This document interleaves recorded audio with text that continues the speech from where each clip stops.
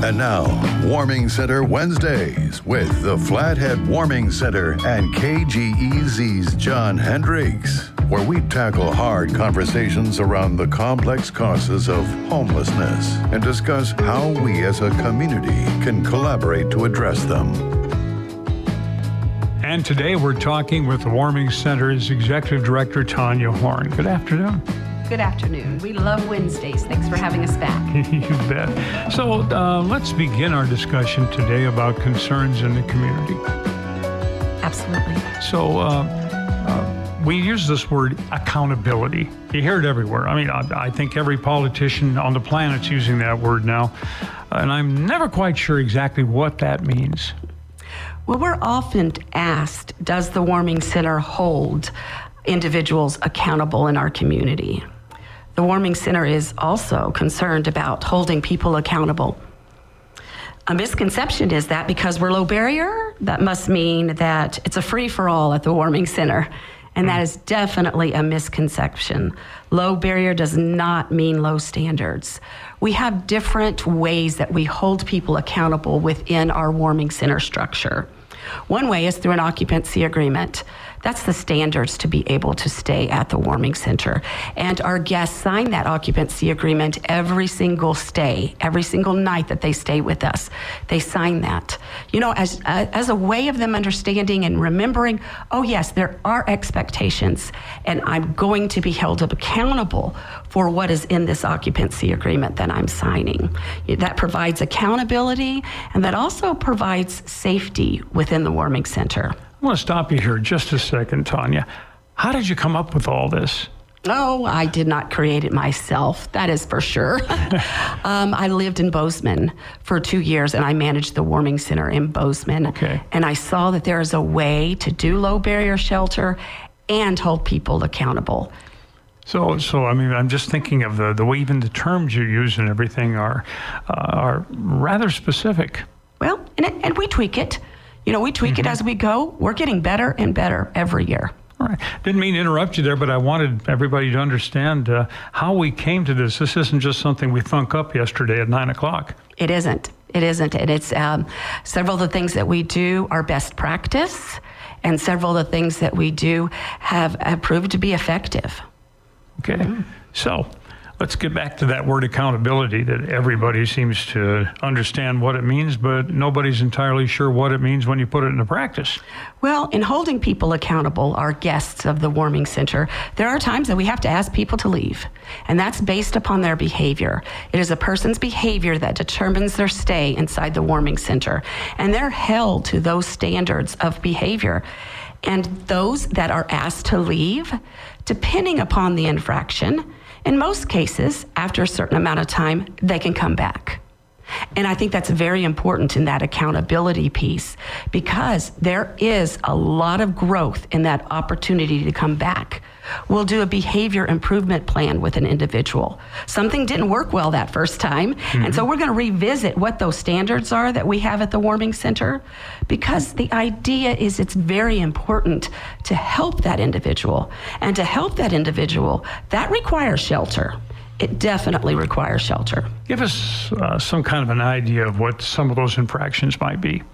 Well, sometimes it's attitude. We have to be safe, and everyone has to feel safe inside the Warming Center. So any kind of threatening behavior is not allowed inside the Warming Center. Any kind of substance is not allowed inside the Warming Center. And some of those infractions can go all the way from, that degree of maybe threatening behavior, but all the way the smaller things can be, their belongings have to fit inside a locker. If it doesn't fit inside the locker, it can't come in, because we have to have structure to our organization. Other things is we are committed to being a good neighbor in our community. So that means individuals can't come early, they can't stay late, they can't hang out on the property. We're very firm on that. If you come early, you can forfeit your bed for the night. It is that important. So when we say we've got standards, we have big standards, and we have to maintain a safe environment for everyone. Do you have any issues with theft? Sometimes, but not as often as people may think. We've got cameras around the warming center, so everyone understands we're watching. And that's important for individuals to feel that sense of safety and security as well. But theft can happen, as theft can happen anywhere. But accountability is very important. In each of those infractions, there needs to be accountability. The other way that we provide accountability is through our roadmaps. And that's our individual time that we meet with each person as to what step they need to take first and the next and next to get out of homelessness. That one-on-one relationship provides accountability as well. When you get to the point where you don't have a place to live, you don't have food to eat, you barely have clothes on your back, you're pretty well at the bottom of the rung. Absolutely, and You're we consider ourselves well. a last resort for folks. And we make sure that they understand that. And they need to have some skin in the game, because this is the last resort for people. And climbing out is going to be a lot tougher than getting in. It is. It is a long road from homelessness to home. And there are still those that, because we hold people accountable, that we can't serve inside the warming center. I think that's a misconception. I think people think that we're able to serve everyone. And so everyone that we said that has an issue out in the community must be served by the warming center. It's not true, because there are certain individuals, because of their behavior and because of their unwillingness to accept accountability, we can't serve them, and we don't. One thing that somebody said to me the other day, I said, how could the warming center do what they do better? I said, well, if they had twice as many beds, if they had twice as much room. Yes, but I don't want more beds just for more beds. I want more beds so we can help more people to get out of homelessness. So it's much more than just the bed. It's more than just numbers. Absolutely. All right. So let's talk about your system of accountability and how it works at the warming center right after this. Are you looking for a job or new work opportunity? Then come to the Northwest Montana Job and Opportunity Fair on Thursday, April 11th from 2:30 to 6:30 p.m. at the Trade Center at the Flathead County Fairgrounds in Kalispell. Flathead Valley employers are offering positions with full-time, part-time, night, weekend, summer schedules, and more. All job seekers are encouraged to attend. It's free, and it's the biggest job fair of the year in all of Northwest Montana. Brought to you by Job Service Kalispell, Flathead Valley Community College, the Daily Interlake, Discover Kalispell Chamber, Workforce Flathead, and title sponsors Emmanuel Living, Logan Health, Nomad GCS, and Weyerhaeuser. For more information, go to workforceflathead.com. We'll see you at the Northwest Montana Job and Opportunity Fair on Thursday, April 11th from 2:30 to 6:30 p.m. at the Flathead County Fairgrounds. 96.5 is 600 KGEZ. John Lupton is with me from Snappy Sports Center, and I'm ready for some baseball. Yeah, spring's here. That means baseball's coming right around the corner. It's time to start looking at what you may need for that season, and Snappy's is here to help. If you need a new bat, gloves, cleats, pants, belts, safety gear, we've got helmets, sliding shorts, you name it. We're ready to go. Help you get kicked off for baseball, softball. And we got soccer to talk about, too. Soccer's coming as well. Same deal. We've got everything. Cleats, shin guards, balls. Come on in. Check out our great soccer selection as well. How about some yard games? Yeah, if you're not doing the organized sports, we've got, those yard games, camping games, everything you're going to need, from badminton to horseshoes to beanbag toss, whatever. We got a great selection for you. There's no reason why you shouldn't have fun. Absolutely not. Go outside, have fun. Got to enjoy what we got here. Snappy Sports Center, where they've been for 7 decades, at the corner of Montana 35 and Highway 2 in Evergreen. And now, back to Warming Center Wednesdays with the Flathead Warming Center and KGEZ's John Hendricks. The Warming Center's Executive Director, Tanya Horn, is with us. You used the term accountability. Let's dive even further into that. Absolutely. I want to talk about accountability within our entire community. Let's talk about individuals who are in our community that leave trash strewn around and that are disrespectful to the property of homeowners and businesses. I am not okay with that. I find that to be a very alarming subject and maybe a hard conversation, but I think it's a very important, hard conversation to have. You know, we're talking about uncivilized and sometimes scary and alarming behavior. And even in some situations, we're talking about criminal behavior. We need to talk about accountability with those behaviors. The truth of the matter is that there are individuals whose actions and issues have regrettably damaged our community. But please don't be mistaken. We've evaluated this throughout our community, and those causing issues are those that the Warming Center is not able to help because of their behaviors and because the Warming Center holds individuals accountable. But it's hard for us to hold individuals accountable throughout the whole community. And I think that is what we feel the pressure of, doing something that is impossible. It's impossible for us to hold people accountable for their behavior if they're not individuals that we're even able to serve because of their behavior. Let me give one example. Just recently, we were shown a picture of an encampment out at Woodland Park. It was a horrible disaster, absolutely disrespectful, a nasty mess. We learned who caused that problem and who caused that issue. We were hearing that there should be accountability on the Warming Center for this huge encampment. So we definitely wanted to know who is making this mess. Yeah. And what we learned is it was individuals that we have not been able to serve for months because we had to hold them accountable for their behavior. We need all behaviors across the community for everyone to be held accountable.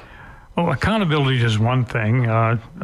Consequences for that accountability are something very different. Consequences come with accountability. And sometimes we're not holding people accountable because those consequences aren't in place.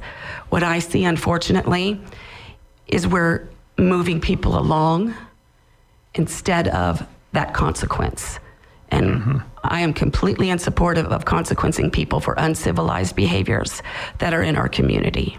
Well, now you made reference to that encampment there at Woodland Park. What would be a consequence of that? Well, there's got to be laws that are broken there. You know, just the trash, you know, the littering, at a bare minimum, you know, the needles that are often found in encampments like this. There's got to be laws that are being broken, and we've got to have a reputation of holding people accountable. Okay. One of the things that's been brought to our attention was the encampments out at the fairgrounds, which has forced them to put gates up and lock them up. And that's... while that solves the problem, it also bars the rest of us from the enjoyment of the fairgrounds, the park. It does.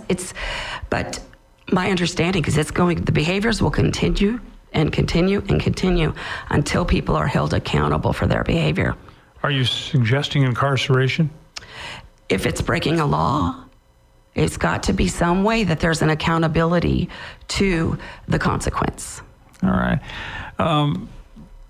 How do we put a ribbon on this now, and so that we really can leave with some kind of an understanding of what we mean by accountability? Inside the Warming Center, we work with our guests to two things: learn how to be a good neighbor, and two, to feel a part of something, to feel a part of being a community.